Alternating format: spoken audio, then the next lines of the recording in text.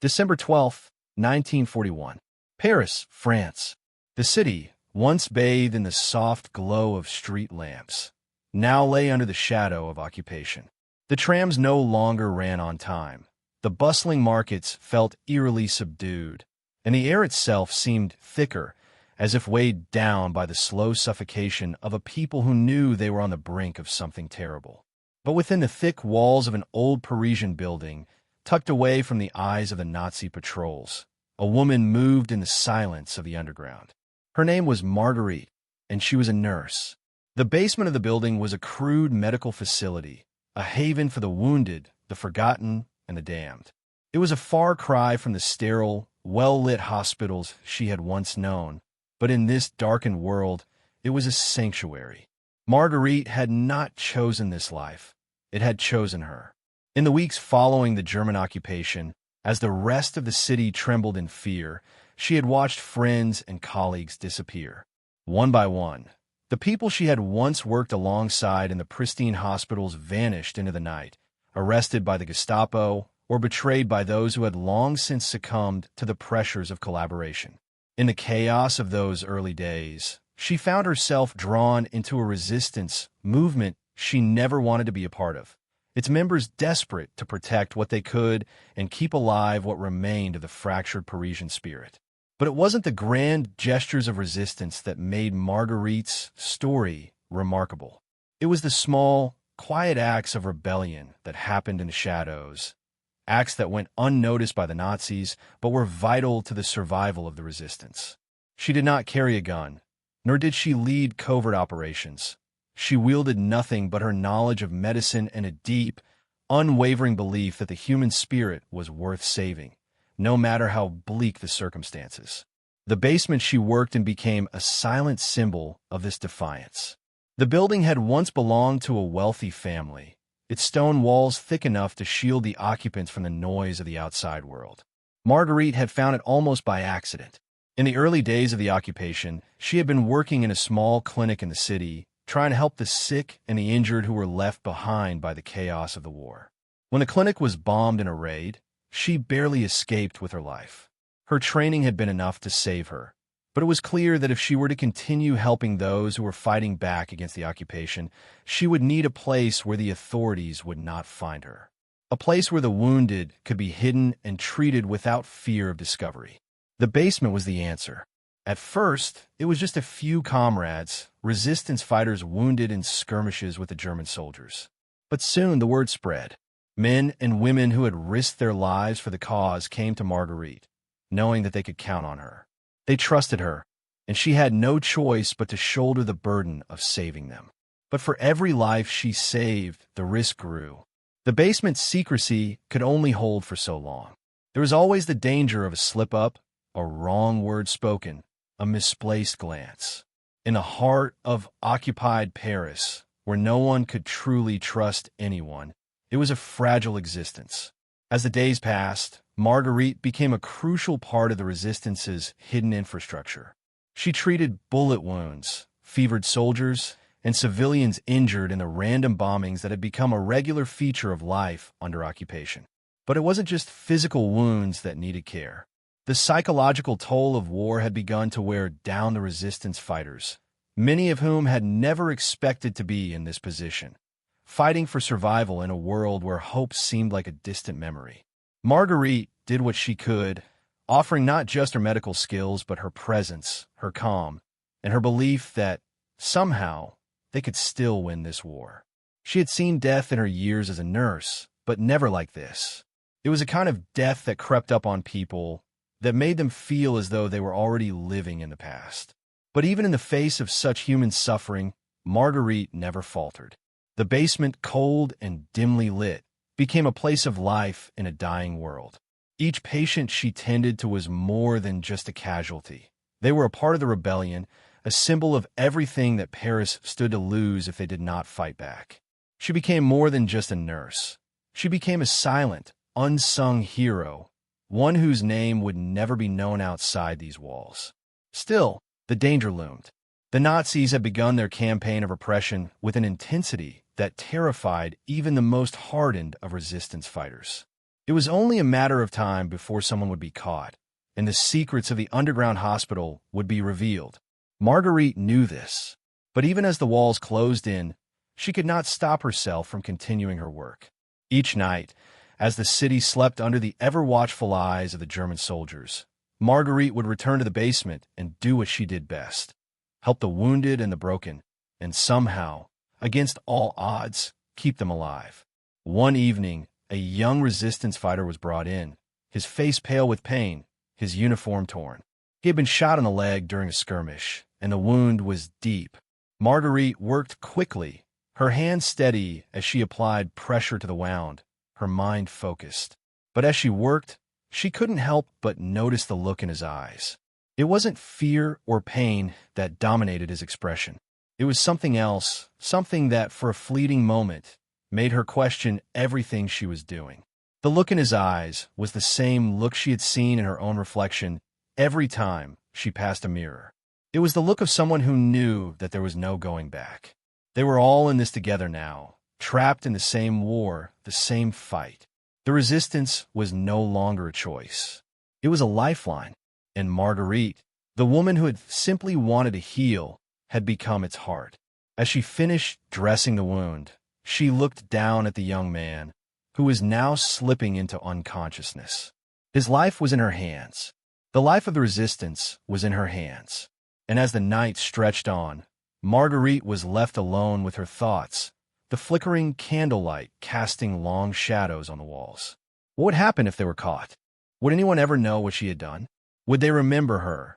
Or would she, like so many others, fade into the forgotten corners of history? The answer was uncertain. But for now, the basement was alive, and as long as it was, Marguerite would keep fighting quietly, silently, but with a fire that could never be extinguished. May 14th, 1942. Paris, France. The tension in the city had reached a boiling point. The German occupation was no longer a mere presence. It had become an all-consuming force, reshaping every facet of life. Streets that once rang with the voices of the people now echoed with the heavy boots of soldiers. The air, thick with the scent of fear, carried whispers of betrayal. Yet beneath the oppressive weight of this new reality, something extraordinary had begun to stir in the hidden corners of Paris. And in the darkest of these corners, Marguerite continued her work. The basement had grown into something far more than a medical facility. It had become a lifeline. Every day, the wounded arrived, resistance fighters, civilians, anyone caught in the crossfire of the war. Each of them carried with them a story of sacrifice, of defiance, of a refusal to yield to the crushing force of the Nazi regime. Marguerite's hands, though no longer as steady as they once were, moved with the practiced care of a woman who had seen the worst that humanity had to offer and had chosen, despite it all, to fight back. But the pressure was mounting. The longer the resistance operated in Paris, the closer they came to being discovered. The Gestapo's reach extended deep into every part of the city, and no one, it seemed, was beyond suspicion. The risk Marguerite faced with every patient she treated was becoming impossible to ignore. Every night, as she walked the streets toward the basement, she felt the weight of the danger bearing down on her. The city had changed in ways that no one could have anticipated. The streets were no longer just places to walk. They were spaces where secrets died, where lives were lost in the blink of an eye.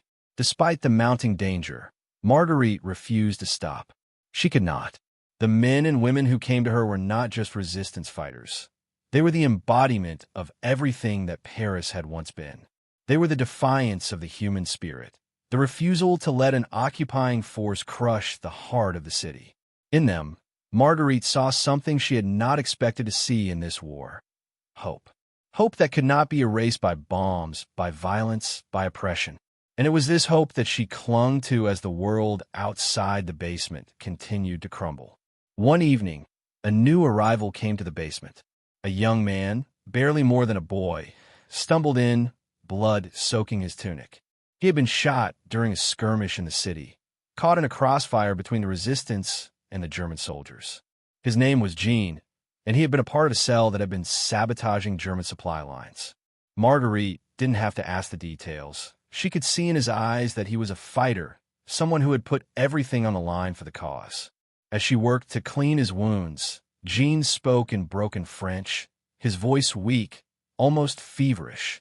"We're losing," he whispered. "They know. They're closing in. Every day, more of us disappear."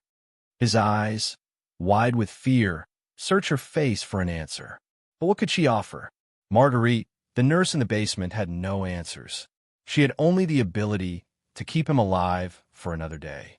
Her hands moved quickly, though the task was difficult. The bullet wound was deep, and the infection that had already begun to set in threatened to take him if she didn't act fast. But it wasn't the physical injury that troubled Marguerite the most. It was the way Jean spoke, his words laced with a despair she had never heard from him before. The resistance was crumbling, she realized. The forces that had once seemed invincible were being hunted down, one by one, until only a few scattered cells remained. And she, a simple nurse, was the one who had to pick up the pieces. In the days that followed, Marguerite's work took on a new urgency. The basement, which had once been a safe haven, now felt like a ticking clock. Every day brought new risks, new fears. The Nazis had begun to close in on the resistance with a ferocity that left no room for escape. Marguerite could no longer simply treat the wounded. She had to find ways to keep them from being found.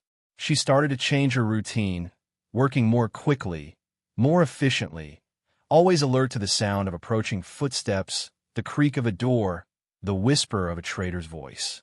Each patient was now a potential source of betrayal, and each night, when she locked the door behind her, she wondered if she would ever see them again.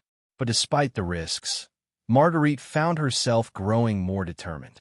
She had seen what the resistance could accomplish, even in the face of overwhelming odds. There were no great speeches, no heroic leaders, just ordinary men and women who had made an extraordinary choice to resist. They had no weapons, no army, but they had something far more powerful, an unyielding will to survive, to fight, to live as free people, even under the shadow of tyranny.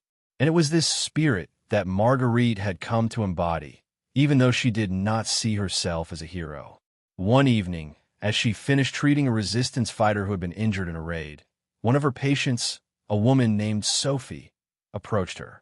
Sophie had been with the resistance from the beginning, and her calm, steady presence had helped hold the group together when everything seemed to be falling apart. She had a proposal. "We need more help," Sophie said quietly. "More hands, more eyes. We can't rely on just you." At first, Marguerite resisted the idea. She had always worked alone in the quiet solitude of the basement, focusing only on her patients. But Sophie's words carried weight. The resistance was not just a group of fighters, it was a community. And Marguerite was part of that community, whether she liked it or not. She couldn't be the only one carrying the burden. She had to train others, share her knowledge, and expand the reach of the resistance's secret medical network. The war, after all, was not just a battle of weapons. It was a battle for survival, for the preservation of what made people human. Reluctantly, Marguerite agreed. She began to teach Sophie and others the basics of field medicine. It wasn't easy, not by any means. The basement was cramped, the supplies were scarce, and there was little time to waste. But as she passed on her knowledge, Marguerite found herself growing in ways she hadn't anticipated. She was no longer just a nurse in a basement. She was a teacher, a guide, a protector of the resistance's future.